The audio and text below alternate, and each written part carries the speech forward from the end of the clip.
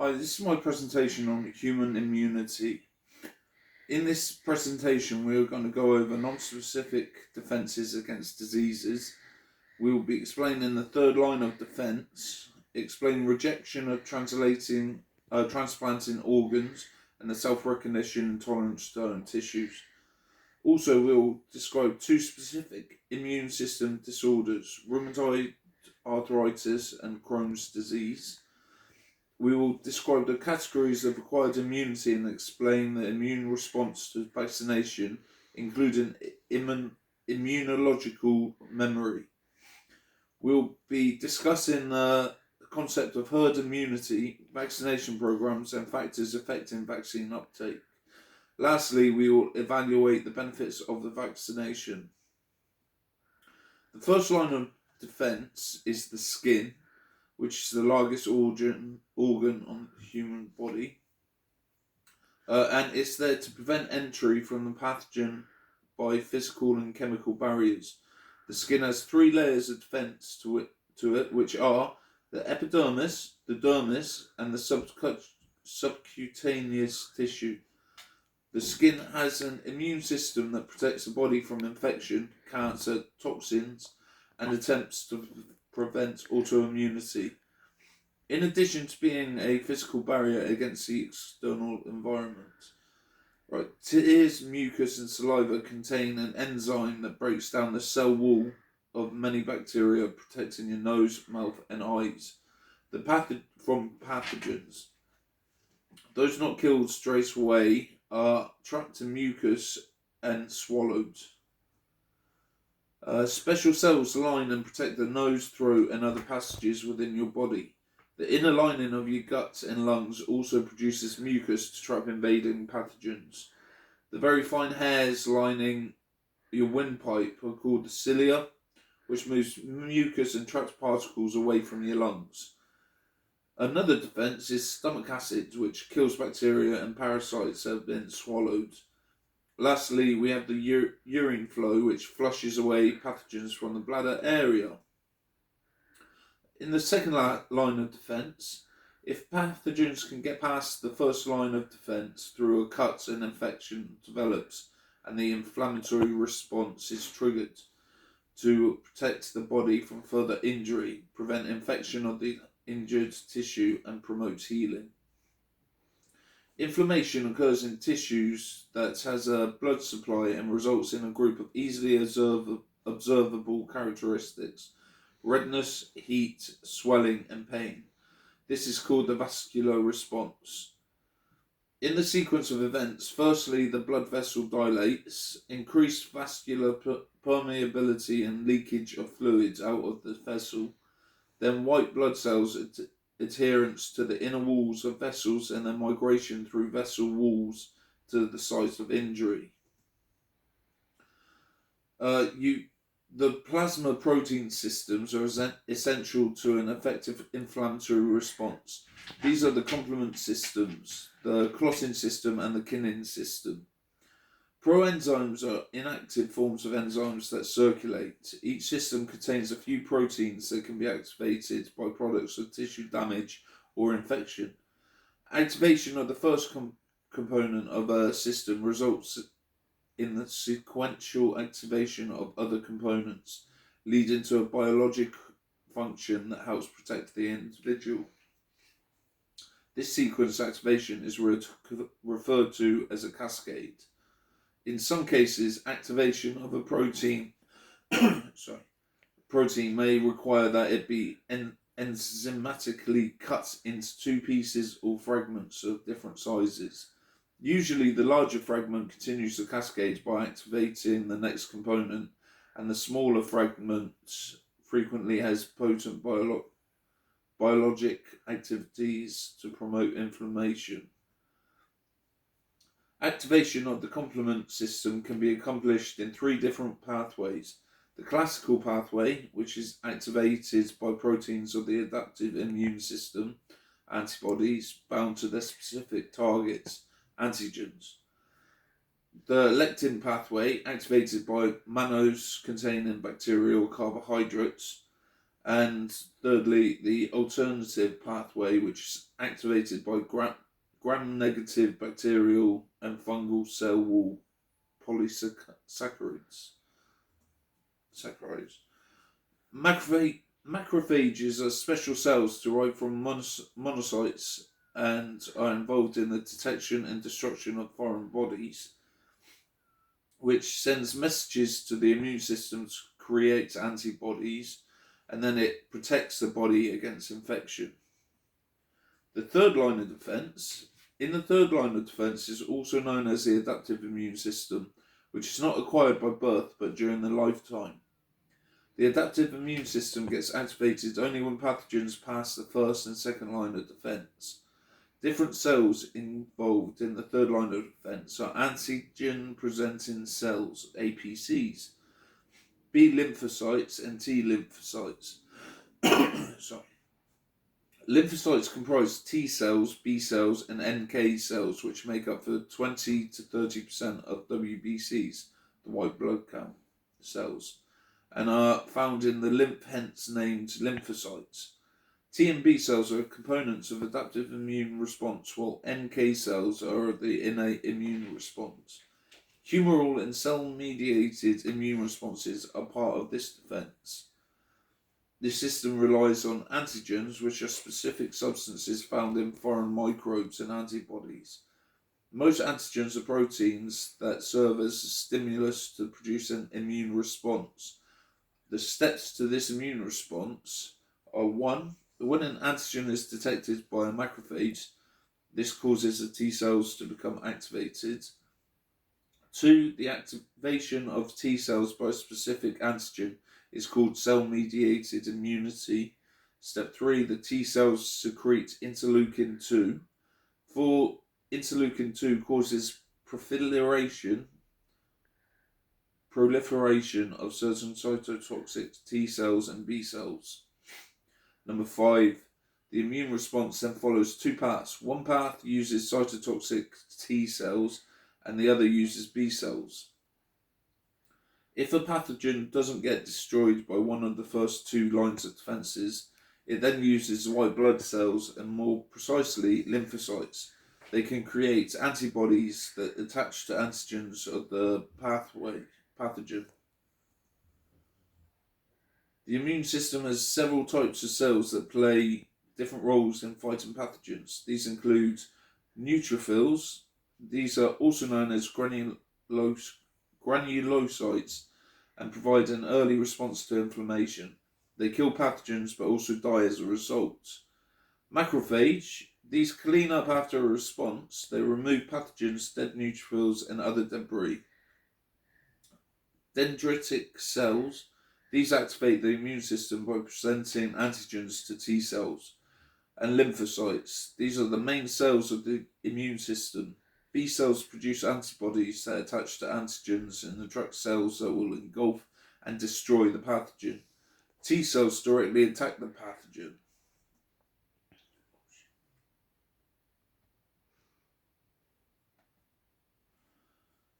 Sorry about that. Immunoglobulins are molecules produced by white blood cells that help fight against infections, autoimmune diseases, and other conditions. They aid in the destruction of viruses and bad bacteria by binding to them. There are 5 types of immunoglobulin, which are IgG, IgM, IgA, IgD, and IgE. IgG is the most abundant immunoglobulin, which accounts for about 80% of the total serum antibodies. IgM is the third most abundant immunoglobulin in serum, with a concentration of 1.5 milligrams per ml. It is the largest antibody and is the first to appear in response to the initial exposure to antigens. IgA is the main immunoglobulin found in the mucous membrane in the form of secretory antibodies. The concentration of IgA is found in small quantities in blood, but it is found in high concentration in tears, saliva, and sweat. IgD is a monomeric antibody that occurs on the surface of immature B lymphocytes. is produced in a secreted form of a small amount of blood serum. IgE is a type of immunoglobulin found only in mammals and synthesized by plasma cells. It occurs in a monomeric form with 2 heavy chains and 2 light chains. Tolerance and self-recognition. Self-tolerance is the immune system's ability to recognize what is self and not react against it or attack it. Immunological tolerance is the process by which immune cells are made unresponsive to self-antigens to prevent damage to healthy tissue.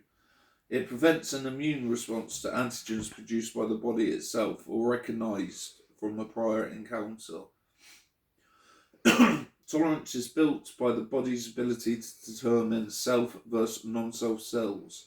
If immunological self-tolerance is lost, the body develops an autoimmunity against its own tissues and cells, which then become the source of the autoimmune disease. Rejection of transplanted organs. Rejection of transplanted organs can occur in 3 main ways. 1. Hyperacute rejection happens within minutes because the antigens are completely unmatched. Number 2. Acute rejection can happen from 1 week to 3 months. Or 3. Chronic rejection develops over many years. Rejection is caused by the immune system identifying the transplant as foreign and ultimately destroying the transplanted organ or tissue. Specific immune system disorders. Rheumatoid arthritis. This type of arthritis causes swelling and deformities of the joints. An autoantibody called rheumatoid factor is in the blood of some people with rheumatoid arthritis. The condition usually affects the hands, feet, and wrists. Some people with rheumatoid arthritis also experience problems in other parts of the body. Rheumatoid arthritis is an autoimmune disease, meaning your immune system attacks the cells that line your joints by mistake, making the joints swollen, stiff, and painful. There is no cure for rheumatoid arthritis, but there is medicine that will relieve the symptoms and slow the progress of the condition. Right, Crohn's disease. Crohn's disease is a chronic autoimmune disorder that primarily affects the digestive tract, causing inflammation and damage to the lining of the gastrointestinal system. This condition can occur at any age, but is most often diagnosed in young adults. Crohn's disease leads to a range of gastrointestinal symptoms, including abdominal pain, diarrhea, weight loss, and fatigue. Acquired immunity. There are 4 different categories for acquired immunity. Natural passive. There are 2 examples of passive naturally acquired immunity. The placental transfer of IgG from mother to fetus during pregnancy generally lasts 4 to 6 months after birth. And the IgA and IgG are found in human colostrum and milk of babies who are nursed. Natural active naturally acquired immunity refers to the body's natural exposure to an infectious agent or other antigen. The body responds by making its own antibodies. Then you have the artificial passive. Passive artificially acquired immunity refers to the injection of antibody containing serum or immune globulin from another person or animal. Artificial active artificially acquired immunity refers to any immunization with an antigen during artificially acquired active immunity. One is immunized with one or more of the following attenuated microbes, killed organisms, fragmented microorganisms, or antigens produced by recombinant DNA technology or toxoids. Response to a vaccination. Vaccines produce their protective effect by inducing active immunity and providing immunological memory. Immunological memory enables the immune system to recognize and respond rapidly to exposure to natural infections at a later date and thus to prevent disease. Passive immunity can be provided by the injection of human immunoglobulins, which contain antibodies to the target infection and temporarily increases an individual's antibody level to that specific infection. Protection starts within a few days but may only last a few weeks. Human normal immunoglobulin, HNIG, is derived from the pooled plasma of donors and contains antibodies to infectious agents that are currently prevalent in the general population. There are two responses the body goes through when getting vaccinated, which are the primary response and the secondary response. In the primary response, a vaccine imitates an infection, the presence of a disease-causing organism in the body to engage the body's natural defences. In a vaccine, the antigen could either be a weakened or killed bacteria or virus, bits of their exterior surface, or genetic material or bacterial toxin treated to make it non-toxic.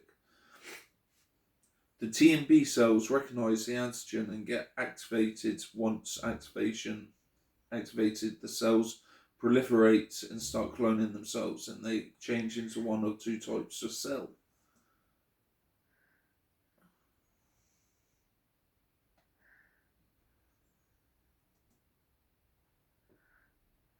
Sorry about this. Yeah. Either a short-lived effector cell, which eliminates the antigen, or a long-lived memory cell, which remains in a resting state. On a second exposure to a known antigen, the memory cells that know the antigen then go under rapid differentiation and change to either short-lived effector cells or they turn into new memory cells. This is known as the secondary immune response. Herd immunity. When an infectious disease enters a community and no one or just a few people are immune, it quickly spreads. Herd immunity can be accomplished when most of a population becomes immune. There are two methods for a community to reach herd immunity. 1, vaccine immunity. 2, natural infection. Vaccination is the safest method for disease protection and reaching herd immunity. But herd immunity can also be reached through natural infection, where a community allows an actual disease to spread. Herd immunity can be complicated, and there isn't a one-size-fits-all approach to get there. There are several barriers to reaching herd immunity. Herd immunity threshold, vaccine hesitancy, disease variants. Vaccination programs. An integral part of the modern health services, vaccinations are applied in predetermined programs designed to ensure that both individuals and communities reap their full benefits. Vaccination programs are aimed at achieving herd immunity by vaccinating a significant portion of the community. Once enough people have protection from a disease-causing pathogen, the transmission of this pathogen rapidly declines, providing herd immunity which protects people who have yet to receive the vaccine. Evaluate the benefits of vaccination. For vaccination, help to protect you from many serious and potentially deadly diseases.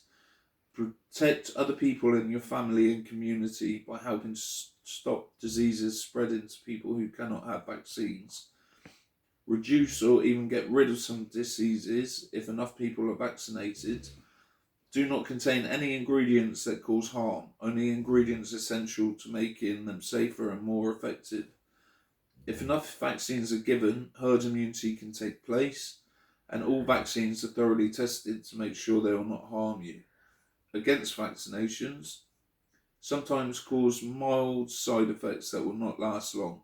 You may feel a bit unwell. Now, to sum it all up, thank you for watching my presentation on human immunity. We have covered from body lines of defence to herd immunity, and thank you.